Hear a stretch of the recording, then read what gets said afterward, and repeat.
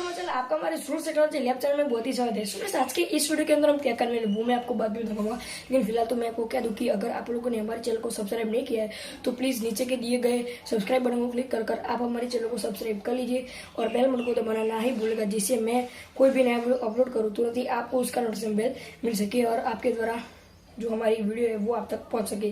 Students मैं आपको subscribe करने के लिए इसलिए कहता हूँ क्योंकि आपके द्वारा हमारे चैनल को सपोर्ट मिल सके और हम आगे बढ़ सके और हम आपके लिए ऐसे ही नए नए कंटेंट लाकर आपके सामने पेश कर सके। स्टूडेंट्स आज के इस वीडियो में हम बनाने वाले हैं 3 व्हीलर सोलर कार। जी हाँ, आप लोगों ने सही सुना, 3 व्हीलर सोलर कार आज के इस वीडियो में हम बनाने वाले। तो उसे किस तरीके से बनाया जाता है चलिए वो देखते हैं। तो मेरा नाम है ध्रुव और आप लोग देख रहे हैं ध्रुव टेक्नोलॉजी लैब।